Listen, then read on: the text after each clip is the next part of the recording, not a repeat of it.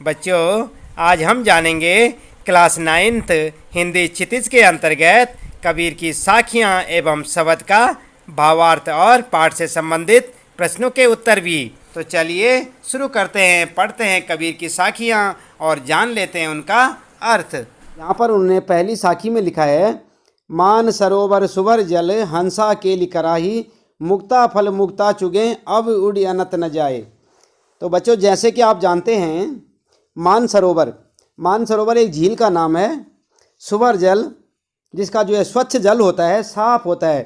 झील का जल कैसे होता है? स्वच्छ और साफ होता है। और अक्सर तुमने कभी सुना होगा या देखा होगा कहीं जो घूमने जाते हैं कि जो है झीलों में क्या होते हैं? हंस होते हैं। और हंस कैसे होते हैं? हंस क्या करते हैं? हंस जो है कहा जाता है कि हंस जो है मोती चुगते हैं। तो यहाँ पर जो है भावार्थ लेंगे हम इसका। मान सरोवर सुभर जल हंसा केली कराही, मुक्ता फल मुक्ता चुगे अब उड़ी अनत न जाही। तो यहाँ पर जो है कबीरदास ने जो है इस साखी में सांसारिक विषयों यानी कि काम क्रोध मद लोभ मोह से मुक्त व्यक्ति के बारे में बताते हुए कहा है, ऐसा जीव जो होता है सुषमणा मार्ग से पहुंचकर शून्य शिखर पर स्थित अमृत से लबालब भरे हुए कुंड में क्रीड़ा कर रहा है। मानसरोवर जो होता है, इसको जो है अमृत का कुंड कहा जा सकता है। तो ऐसे अमृत के कुंड वाले स्वच्छ जल में जो ये हंस क्या कर रहा है? केली कराही, केली माने क्रीड़ा करना, केली मतलब क्रीड़ा करना, और जो है कराही माने कर रहा है। तो जो है यहाँ पर जो है जीव के बारे में लिखा है, जिसको काम क्रोध मोह को सब चीज़ को जो त्याग चुका है, ऐसा व्यक्ति या ऐसा जीव सुषमणा मार्ग से पहुंचकर शून्य के शिखर पर स्थित अमृत से लबालब भरे हुए कुंड में, और अमृत से लबालब भरा हुआ कुंड कौन सा है? मानसरोवर। जो यहाँ पर जो है तालाब जिसका नाम दिया है मानसरोवर, इसमें जीव जो है क्रीड़ा कर रहा है और आनंद रूपी मोती को स्वच्छंद रूप से छूटकर जी भरकर चुग रहा है। यहाँ पर जो है मुक्ता फल जो लिखा है, मुक्ता फल ये मोती के लिए लिखा है। और मुक्ता चुगे, मुक्ता जो दूसरा मुक्ता है यहाँ पर, इस मुक्ता का अर्थ होता है वो व्यक्ति जो कि मुक्त हो चुका है संसार के काम क्रोध लोभ और मोह आदि जो है विकारों से जो मुक्त हो चुका है उसके लिए। तो मुक्ता फल यानी कि मोतियों को मुक्ता चुगे, ऐसा व्यक्ति जो कि मुक्त हो चुका है सारे जो है संसार के विकारों से, अब उड़ी अनत न जाए, और अब उसका जो है दूसरी जगह कहीं अन्यत्र जाने का उसका बिल्कुल भी मन नहीं है।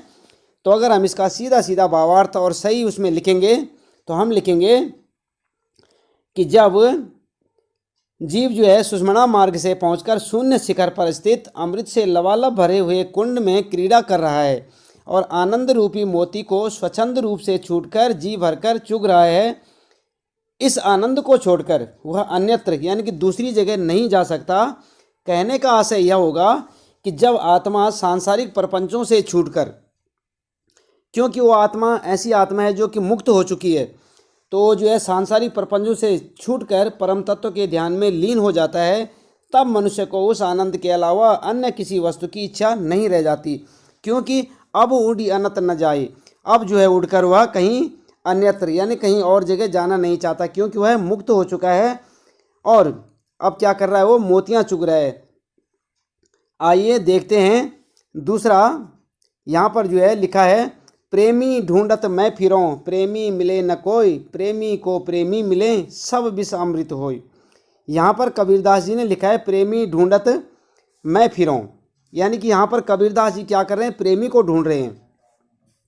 प्रेमी मिले न कोई, और कबीरदास जी कहते हैं कि कोई प्रेमी नहीं मिलता, प्रेमी को प्रेमी मिले। कबीरदास जी कहते हैं यदि किसी प्यार करने वाले को यानी किसी प्रेमी को अगर कोई दूसरा भी प्रेमी मिल जाए, यानी कि अपने ही समान दूसरा व्यक्ति मिल जाए, सब विष अमृत होय, तो उसके जीवन में जो भी विष है यानी कि जो पीड़ाएं हैं, दर्द है, परेशानियां हैं, वो सब की सब जो है अमृत में बदल जाएंगी।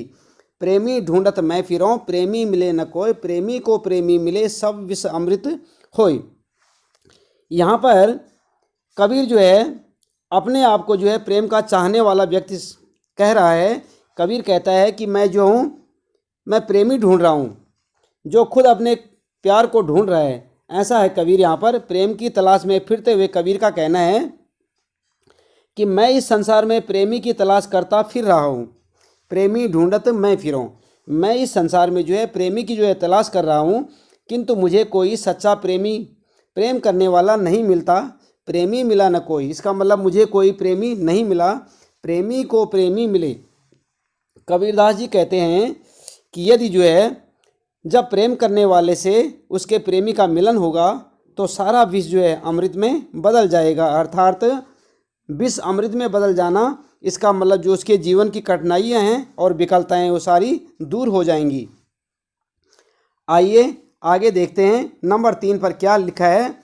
यहाँ पर लिखा है, हस्ती चढ़िए ज्ञान को, सहज दुलीचा डारी, स्वान रूप संसार है भूकन दे झकमारी। तो यहाँ पर जो है कबीरदास जी ने यहाँ पर ज्ञानी बनने या ज्ञान प्राप्त करने की इच्छा रखने वाले को सावधान किया है। कबीरदास जी कहते हैं, हस्ती चढ़िए ज्ञान को। कबीरदास जी कहते हैं यहाँ पर कि हे मनुष्य, तुम ज्ञान के हाथी पर चढ़ना। हस्ती का मतलब होता है हाथी, चढ़िए ज्ञान को, यानी कि ज्ञान रूपी हाथी पर चढ़ना। हे मनुष्य, तुम जो है ज्ञान रूपी हाथी पर चढ़ना। सहज दुलीचा डारी, यानी कि सहज माने धीरे से, लेकिन कैसे? धीरे से, दुलीचा डार कर। हाथी में चढ़ने के लिए दुलीचा डालना पड़ता है, तभी हाथी पे चढ़ा जा सकता है ऊपर को, क्योंकि हाथी बड़ा होता है, ऊंचा होता है। तो बोला धीरे से चढ़ना है उस पर। स्वान रूप संसार है भूखन दे झकमारी। और साथ ही कबीरदास कहते हैं कि स्वान का मतलब होता है कुत्ता। कबीरदास जी कहते हैं कि यह संसार जो है कुत्ते के समान है, जो अवसर पाकर अनायासी भौंकने लग जाता है। स्वान रूप संसार है, ये संसार कैसा है? कुत्ते के समान है, जो कि भूखन दे झकमारी। और इस संसार को ये तो जो है मौका मिलते ही जो है भौंकना शुरू कर देता है। जरा सी कहीं पे किसी की गलती देखी और बोलना शुरू कर देता है। इसलिए तू इस बात की चिंता मत कर। कबीरदास जी कहते हैं, हे मनुष्य, तू ज्ञान रूपी हाथी पर आराम से चढ़ और इस संसार को, जो कि कुत्ते के समान संसार को कहा गया है, जो कि बिना बात के ही भौंकना शुरू कर देता है, इसको जो है भौंकने दे और इससे सावधान रह। कहने का तात्पर्य यह है कि यदि किसी को ज्ञान है अथवा कोई ज्ञान प्राप्त करना चाहता है तो उसे अहंकार का त्याग कर इस दिशा में बढ़ना चाहिए। आइए आगे देखते हैं। पखा पखी के कारणे, यहाँ पर लिखा है, पखा पखी के कारणे सब जग रहा बुलान, निरपक होय के हरि भजे सोई संत सुजान। यहाँ पर कबीरदास जी कहते हैं कि संत और सज्जन किसे कहते हैं, इस बारे में कबीरदास जी ने बताया। संत और सज्जन चतुर के अर्थ में परिभाषा दी है। यहाँ पर कबीरदास जी कहते हैं कि सारा संसार जो है पक्ष और विपक्ष के झमेले में पड़कर भ्रमित हो गया है। पखा पखी के कारण, यहाँ पर जैसे कि आप देख रहे हैं, पखा और पखी यानी पक्ष और अपखी माने विपक्ष। पखा अपखी के कारण सारा संसार जो है परेशान। किस बात से? पक्ष और विपक्ष के कारण परेशान है।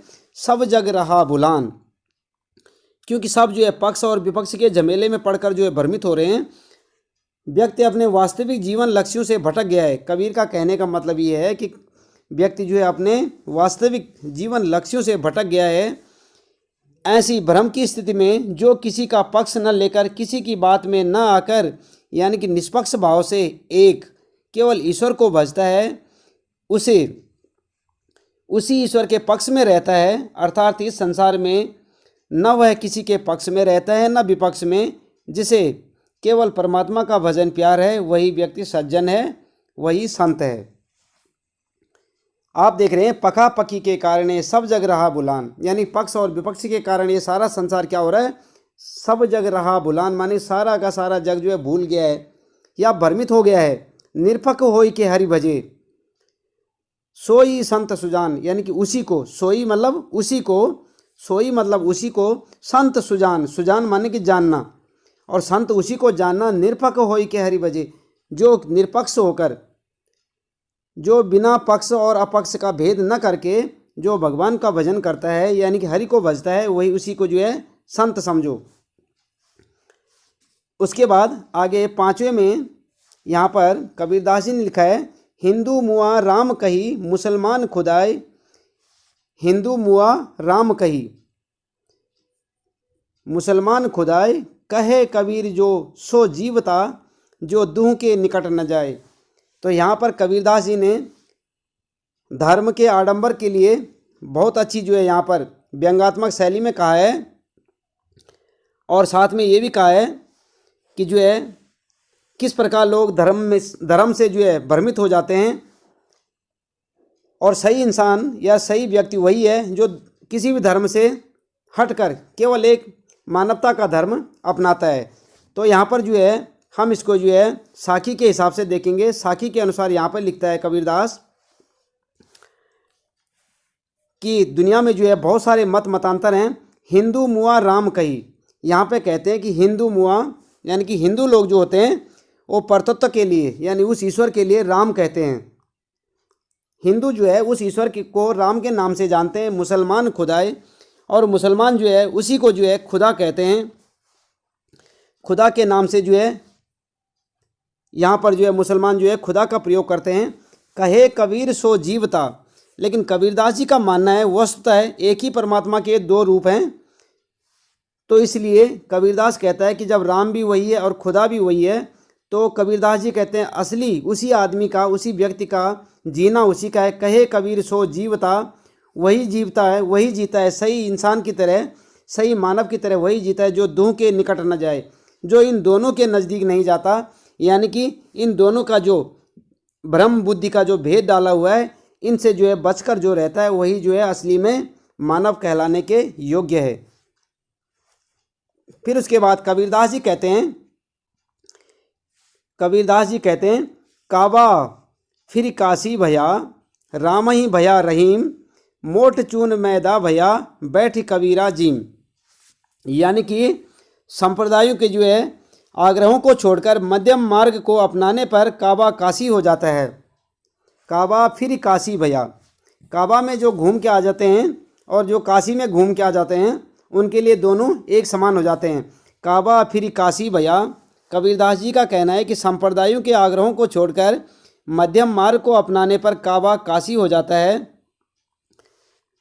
यानी कि जो व्यक्ति मानवता के धर्म को बड़ा मानता है और जो है राम या खुदा के चक्कर में प्रपंचों में न फंसकर सबको एक समान मानता है, उसके लिए काबा और काशी दोनों एक समान हो जाते हैं। उसके लिए काबा और काशी, काशी हिंदुओं का और काबा मुसलमानों का।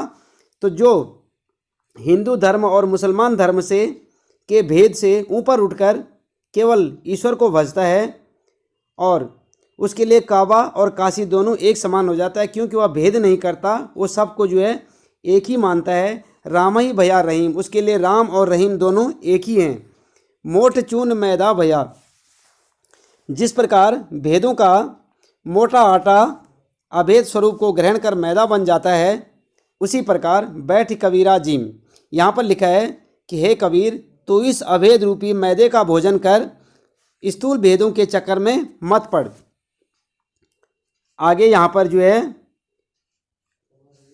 ऊंचे कुल का जन्मिया, जे करनी ऊंच न होय। कबीरदास ने यहाँ पर लिखा है ऊंचे कुल का जन्मिया, जे करनी ऊंच न होय, सुवर्ण कलश सुरा भरा, साधु निंदा सोय।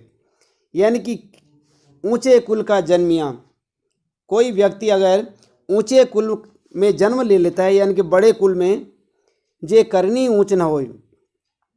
कबीरदास जी कहते हैं ऊंचे कुल का जन्मिया, ऊंचे कुल में का मतलब होता है, यहाँ पर का मतलब है क्या। ऊंचे कुल का जन्मिया, ऊंचे कुल में जन्म लेने से कुछ नहीं होता। जे करनी ऊंच न होय, यदि उसके जो कर्म यानी कि जो करनी जो कुछ वो करता है यदि वह ऊंचा नहीं है तो ऊंचे कुल में जन्म लेने से कोई फ़ायदा नहीं। यदि कहने का भाव ये है कि यदि मनुष्य के कार्य ऊंचे नहीं हैं, वह नीच कर्म करता है, बुरे कार्य करता है, तो उसका ऊंचे कुल में जन्म केवल लेने मात्र से वह श्रेष्ठ नहीं हो सकता। जैसे सुरा यानी कि शराब सोने के पात्र में भी रखी जाए तो साधुजन उसकी निंदा ही करते हैं। सुवर्ण कलश सुरा भरा, यहाँ पर लिखा है कि सुवर्ण का मतलब होता है सोना और कलश का मतलब होता है बर्तन। यदि सोने के बर्तन में भी जो है सुरा का मतलब मदिरा भरी हुई हो, साधु निंदा सोए, तो जो सज्जन लोग होते हैं वे फिर भी उसकी निंदा ही करते हैं। इसका मतलब ये है कि व्यक्ति को यदि उसकी करनी ऊंची है, उसके कर्म ऊंचे हैं, अच्छे कर्म करता है, तभी वह ऊंचा कहलाता है, न कि ऊंचे कुल में जन्म लेने से कोई ऊंचा बन जाता है। जैसे कि शराब को यदि, यानी कि सुरा मीन शराब को यदि सोने के बर्तन में भी रखा जाए तब भी सज्जन लोग जो होते हैं उसको बुरा ही मानते हैं। तो बच्चों, यहाँ पर हमने अभी आपको कबीर की साखियों का भावार्थ बताया। आइए अब जान लेते हैं यहाँ पर कबीर के शब्द पदों का अर्थ। मोको कहाँ ढूंढे बंदे, मैं तो तेरे पास में, ना मैं देवल ना मैं मस्जिद, ना काबे कैलाश में, ना तो कोने क्रियाक्रम में, नहीं योग बैराग में, खोजी होए तो तुरते मिलहों पल भर की तलाश में, कहे कबीर सुनो भई साधो सब श्वासों की श्वास में। तो इसका अर्थ होगा बच्चों, यहाँ पर लोग भगवान की तलाश में मंदिर, मस्जिद, मजार और तीर्थ स्थानों पर बेकार भटकते हैं। पूजा पाठ या तंत्र मंत्र सिर्फ आडंबर है, इससे ईश्वर नहीं मिलते हैं। भगवान तो हर व्यक्ति की हर सांस में बसते हैं। ज़रूरत है उन्हें सही ढंग से खोजने की। जो सही तरीके से ध्यान लगाकर ईश्वर को खोजता है उसे वे तुरंत मिल जाते हैं। इस प्रकार से आइए आगे जानते हैं दूसरे शब्द पद का अर्थ और पढ़ लेते हैं पहले दूसरा शब्द। संतो भाई आई ज्ञान की आंधी रे, भ्रम की टाटी सबे उड़ानी, माया रहे न बांधी, हित चित्त की द्वे थूनी गिरानी, मोह बलिंडा टूटा, तृष्णा छानी परी, घर ऊपरी कुवदी का भांडा फूटा, जोग जुगति करी संतों बांधी, निर्चू चुवे न पानी, कूड़ कबड़ कपट काया का निकसया, हर की गति जब जानी, आंधी पीछे जो जल बूढ़ा, प्रेम हरि जन बीना, कहे कबीर भान की प्रगटे, उदित भया तब खीना। यहाँ पर कबीरदास जी कहते हैं, इस शब्द में कबीर ने ज्ञान की आंधी से होने वाले बदलावों के बारे में बताया है। कवि का कहना है कि जब ज्ञान की आंधी आती है तो भ्रम की दीवार टूट जाती है और मोह माया के बंधन खुल जाते हैं। ज्ञान के प्रभाव से आत्मचित्त के खंभे गिर जाते हैं और मोह की सैतीर टूट जाती है। हमारे ऊपर से तृष्णा की छत हट जाती है और सभी भांडे फूट जाते हैं। मतलब हमारे ऊपर पड़े आडंबरों के पर्दे हट जाते हैं। जब हमें ईश्वर का ज्ञान मिलता है तो मन का सारा मैल निकल जाता है। आंधी के बाद जो बारिश होती है उसके हर बूंद में हरि का प्रेम समाया होता है। जैसे सूर्य के निकलते ही अंधेरा भाग जाता है, उसी तरह ज्ञान के आने से सारी दुविधा मिट जाती है। तो बच्चों, इस प्रकार से आपने देखा यहाँ पर कबीर की साखियाँ और शब्द का अर्थ हमने आपको बताया और उम्मीद है कि आपको अच्छे से समझ भी आया होगा। इसके बाद आइए जान लेते हैं पाठ से संबंधित प्रश्नों के उत्तर। तो यहाँ पर सबसे पहले पहला प्रश्न है आपकी पुस्तक में, आप ध्यान दें, मानसरोवर से कवि का क्या अभिप्राय है। आप ध्यान दें, यहाँ पर आप देख रहे हैं ना, यहाँ पर प्रश्न होगा आपका पहला, मानसरोवर से कवि का क्या अभिप्राय है। तो उत्तर होगा आपका, मानसरोवर से कवि का अभिप्राय है मन रूपी पवित्र सरोवर जिसमें स्वच्छ विचारधारा रूपी जल भरा है तथा हंस रूपी जीवात्मा प्रभु भक्ति में लीन होकर मुक्ति रूपी मुक्ताफल चुकती है। अर्थात आत्मा इस सांसारिक माया मोह के चक्कर में न पड़कर ईश्वर की शरण में जाना चाहती है। इसके बाद दूसरा प्रश्न आपके लिए, कवि ने सच्चे प्रेमी की क्या कसौटी बताई है। आप देख रहे हैं ना यहाँ पर, कवि ने सच्चे प्रेमी की क्या कसौटी बताई है। तो आपका उत्तर होगा, कवि ने सच्चे प्रेमी की कसौटी बताते हुए यह बताया है कि सच्चे प्रेमी अर्थात ईश्वर को प्राप्त करने के लिए आवश्यक है कि उसको इधर उधर न ढूंढकर अपने भीतर हृदय में ढूंढना चाहिए। उस ईश्वर को पाते ही सारे विकार दूर हो जाते हैं, मन प्रसन्न हो जाता है। इसके बाद आइए जान लेते हैं तीसरा प्रश्न और उसका उत्तर। तो आप ध्यान दें, यहाँ पर तीसरे दोहे में कवि ने किस प्रकार के ज्ञान को महत्व दिया है। आपका उत्तर होगा, तीसरे दोहे में कवि ने अनुभव से प्राप्त ज्ञान को महत्व दिया है जो सहज साधना से प्राप्त होता है। आप देख रहे हैं ना यहाँ पर, तीसरे दोहे में कवि ने अनुभव से प्राप्त ज्ञान को महत्व दिया है। जो सहज साधना से प्राप्त होता है। कबीर ने इस प्रकार के ज्ञान को हस्ती के समान बताया है। हस्ती का मतलब समझ रहे हैं ना आप, हाथी के समान बताया है। इसे पाने के बाद उसका साक्षात्कार ईश्वर से सहज हो जाता है। इसके बाद आइए जान लेते हैं, चौथा प्रश्न है आपका, इस संसार में सच्चा संत कौन कहलाता है? तो उत्तर होगा आपका, कबीर के अनुसार सच्चा संत वही कहलाता है जो सांप्रदायिक भेदभाव, सांसारिक मोह माया से दूर सभी स्थिति में समभाव यानी सुख दुख, लाभ हानि, ऊंच नीच, अच्छा बुरा से रहते हुए निश्चल भाव से प्रभु भक्ति में लीन रहता है, वही जो है सच्चा संत कहलाता है।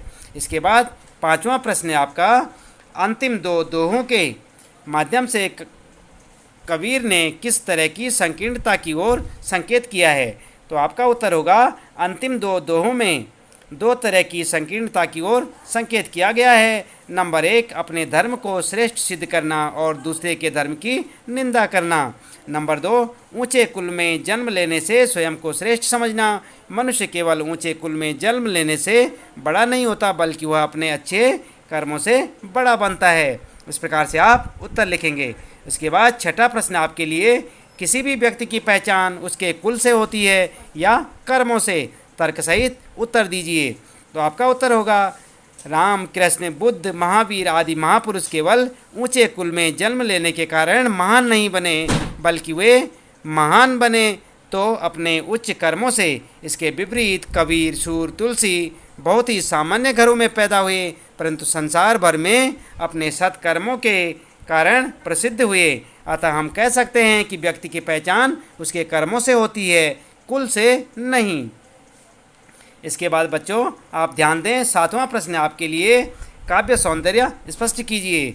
हस्ती चढ़िए ज्ञान को सहज दुली जा डारी, स्वान रूप संसार है भूकन दे झक मारी।